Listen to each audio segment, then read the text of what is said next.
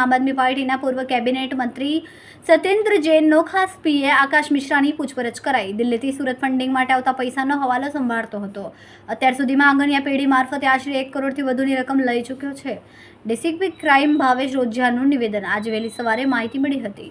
ઉમરા પોલીસને માહિતી મળતા ક્રાઇમ બ્રાન્ચ તપાસમાં જોડાઈ હતી, જ્યાં હિમાંશુ પાહુજા આ પાર્ટીના આકાશ મિશ્રાને કરોડો રૂપિયાને હવાલાથી મોકલ્યા હોવાની વિગત સામે આવી છે। સુરતની આંગણિયા પેઢીમાં 1.25 કરોડથી વધુની રકમ 5-6 મહિનામાં મોકલવામાં આવ્યા, જેમાં એક આંગણિયા પેઢીની ઓળખ થઈ। આકાશ મિશ્રાની હાલ પૂછપરછ કરવામાં આવી છે। આ ફંડ આગામી ચૂંટણીને લઈને ફંડિંગ પૂરા પાડવામાં આવ્યા હતા। સ્થાનિક સ્વરાજ્યની ચૂંટણીને લઈને આ ફંડિંગ પૂરું પાડવામાં આવ્યું। 8 થી 10 જેટલા લોકો ઇન્વોલ્વ હિમાંશુ પાહુજાને બોલાવવામાં આવશે। હિમાંશુ અગાઉ કોંગ્રેસ પાર્ટી સાથે જોડાયેલો હતો। હાલ આપ પાર્ટીનો સક્રિય કાર્યકર છે। છેલ્લા 4-5 માસથી ફંડ મોકલવામાં આવતું હતું। પ્રાથમિક તપાસમાં હવાલા કૌભાંડ સામે આવ્યું છે। આંગણિયા પેઢીના સીસીટીવી ફૂટેજ મેળવવામાં આવ્યા।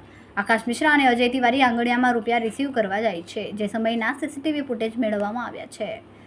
આજે વહેલી સવારે ઉમરા પોલીસ સ્ટેશનમાં એક માહિતી મળી હતી કે દિલ્હીના આપના એક જે સિનિયર લેવલના કાર્યકર છે હિમાંશુ પાહુજા, જે દિલ્હીના જનકપુરી વિસ્તારમાં રહે છે, એ હવાલા મારફતે કરોડો રૂપિયા સુરતમાં જ એક આમ આદમીના અન્ય એક આકાશ મિશ્રાને મોકલી રહ્યા છે।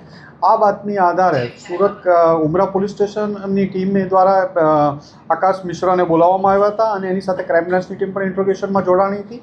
અને આ લોકોની પૂછપરછમાં છેલ્લા 5 જ મહિનામાં હિમાંશુ પાહુજા દ્વારા સુરતની એક આંગણિયા પેઢીમાં 5 થી 6 ટ્રાન્ઝેક્શન કરવામાં આવ્યા છે, જેમાં 1 કરોડ 1.25 કરોડની આસપાસની રકમ 5-6 મહિનામાં અહીંયા મોકલવામાં આવી છે।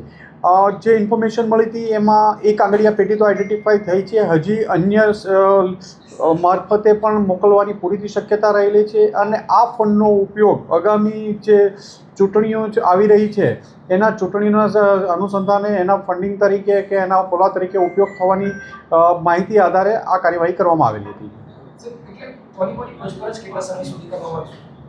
અત્યારે આમાં આકાશ મિશ્રાની પૂછપરછ કરવામાં આવી છે। નજીકના ભવિષ્યમાં ઘણા બધા નામ અન્ય આ ચેનલમાં મળી આવ્યા છે, તમામની પૂછપરછ કરવામાં આવશે। ઉપરાંત ઇન્કમટેક્સને પણ જાણ કરવામાં આવી છે અને આગળની કાર્યવાહી ઇન્કમટેક્સ દ્વારા પણ કરવામાં આવી રહી છે। અને આખું એક જે સિન્ડિકેટ છે એમાં તમામ 8 થી 10 લોકોના નામ મળ્યા છે। તમામની સામે આગળની કાર્યવાહી કરવામાં આવશે।